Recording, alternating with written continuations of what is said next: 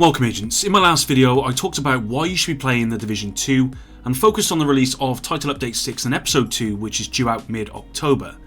Now whilst I think there are some very good changes coming, like targeted loot and the weapon balancing to name a few, there are some things the devs have not addressed, and today I wanted to focus on these instead because they are very important. Gear score and the stat budget system, PvP changes and more. That's what we've got today.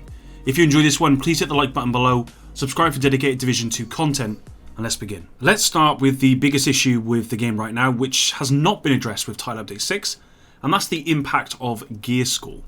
Now in Wednesday's State of the Game, Frederick Thylander was interviewed and spoke about gear score and the stat budget system that makes up this score. Now in simple terms, gear score reflects the sum of everything that is on an item, i.e. attributes, armor, talents, etc. If you have a 500 gear score item, the sum of everything will be more than that of a 490 gear score item because there is more budget on the higher gear score item. Importantly though, there are no stat ranges between the same quality of gear, i.e. superior, high-end, etc. Regardless of gear score, you could have a 400 gear score high-end item, and this could conceivably roll up to the same range of one single attribute to that of a 500 gear score item. This of course means it's entirely possible and actually fairly common that a lower gear score item has a higher roll on one attribute than a higher gear score item, especially if the higher gear score item has more attributes on it. And this is because, basically, imagine a 490 gear score item has 90 in its budget system, and a 500 gear score item has 100, okay, so 10 more. The 490 gear score item has 2 attributes, and the 500 gear score item has 3 attributes. Now, whilst the 490 gear score item has a lower budget, it only has 2 attributes taking up that 90 budget, whereas the 500 gear score item has 3 attributes taking up that 100 budget. In this scenario, the likelihood is that the 490 attributes will roll higher than the 500 gear score items. Now this is the main reason why, even with the new targeted loot system coming with Title Update 6, the problems with gear score are still going to make getting the quality of gear you want frustrating.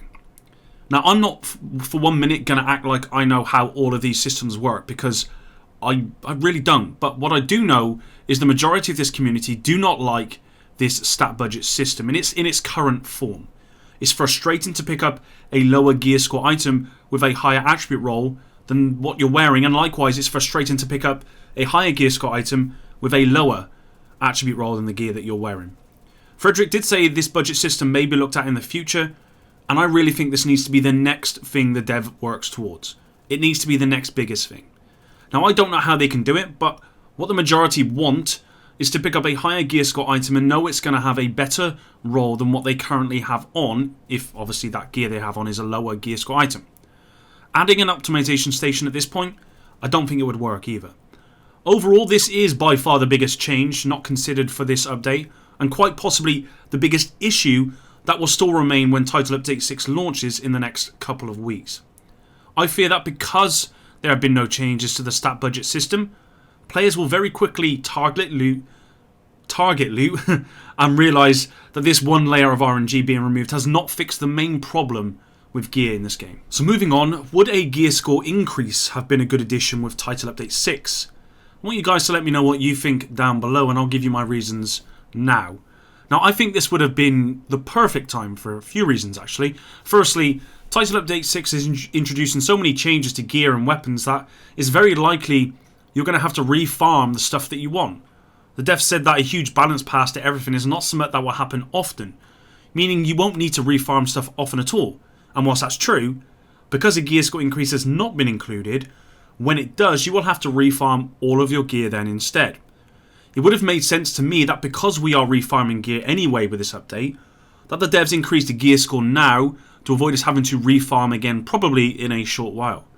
Secondly, having a gear score increase, at least for me, would have given me something to grind towards. Obviously, I'm not naive to the fact that a gear score increase without any changes to the gear score issue itself, like what I've just explained, may have actually been pointless, and it would have likely cost the devs a huge amount of time to do, which likely would have interfered with some of the other much needed changes. But I just think TU6 would have been the right time.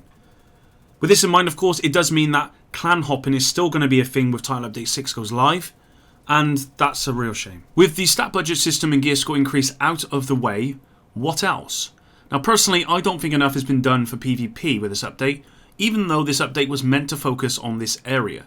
PvP will be indirectly affected due to the gear and weapon changes, so I'm not saying a lot hasn't changed, but what I'm saying is there's been no real focus on the PvP itself.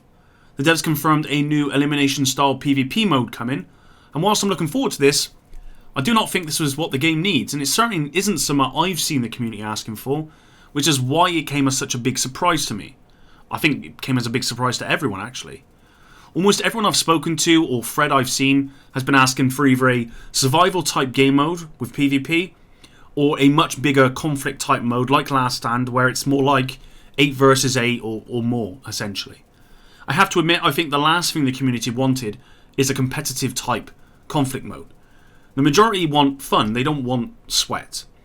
Now on top of this, there was no announcement of any new maps, which is a real disappointment. With 5 months since launch and this update meant to focus on PvP, at the very least I would have expected some new PvP maps. I mean, there's still time, but I don't see any coming at this point. Aside from this though, no other real changes have been made to conflict, except for the change to normalization, which is actually really good, and I'm excited for that. As for the Dark Zone, I think it's underwhelming as well. The new ambush feature is there to satisfy the PvE audience, along with the supply drop in the occupied Dark Zone. All in all, Title Update 6 has done very little to make me want to start playing PvP, which is a real shame because I was really expecting some huge changes with this update, but unfortunately, just like every update before it, PvE appears to have been prioritised again. I will need to test it out, of course, because I've not actually played PvP on the PTS. I'm simply going by what I've seen, what people are saying, and what's been announced. It doesn't look like a lot's going to change here, unfortunately. One of the biggest changes that happened to Recalibration was the announcement that Title Update 6, you'll be able to swap stats between items of different colours. For example, red to blue. Now, I don't want to talk about this change because I've not tested it, but what I did want to talk about is why the developers stuck with only allowing one recal instead of allowing 2 or more. Now, 2 of the biggest changes I saw the community asking for on Reddit, Twitter, wherever, was A, for gear score, and B, allowing us to recal at least 2 things on a piece of gear. Now, I'm sure the devs have their reasons for not considering this change to the game, but we have yet to hear from them regarding this, which, to be honest, is a little bit disappointing. Now, going back to what I've said before about removing one layer of RNG with the targeted loot system, there are still going to be many layers to tackle when this update comes out, more than I think there should be.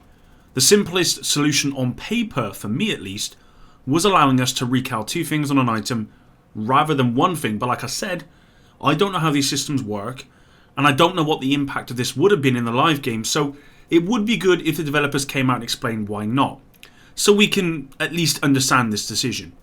Communication is and will always be key, and whilst I think the devs do a fantastic job compared to other game developers, sometimes I think we just need a little bit more. Now, these 4 changes I've mentioned are going to be severely missed when Title Update 6 is launched, with the lack of changes to the stat budget system being the biggest, in my opinion. This video, of course, is not meant to be negative, but instead constructive, giving the developers some things to consider for future updates. This, of course, is not everything, and there is a lot more, less important things, in my opinion, that need to be addressed. To name a few, I think the devs missed an opportunity here to make more use of the hunters. For me at least, hunting the hunters or being hunted by them was one of the most exciting things for me when the game launched. That mission scene where you encounter a hunter and can simply do nothing was unreal. Going out into the world and noticing that a hunter was stalking you felt really tense. I think hunters need to have their place in the open world during nighttime more often, and more importantly, in the Dark Zone. I think there's some really cool things they could do with them that would satisfy both a PvE and PvP audience, and I hope the devs consider their importance to this franchise in future content or updates. Now, after Title Update 5, the devs confirmed that Cassie Mendoza would start to sell exotics. Well, where are they? Cassie Mendoza is utterly pointless in the live game, and there's been no mention of why she's not selling exotics as promised. I think this needs to be fixed as soon as possible. Now, on the subject of exotics as well, how many of you have seen an exotic you already own drop from a named boss? I've reached out to a few people and the answer is always the same. 0. Is this broken as well? The devs promised that once you had owned an exotic, this will be added to the overall loot pool and these could be dropped from named bosses. I personally never liked the idea because all exotics are exactly the same, so adding them to the loot pool just dilutes it even further. But this is what the devs promised, and I've seen no evidence of this actually working in the live game. The last thing on this list is my raid completion.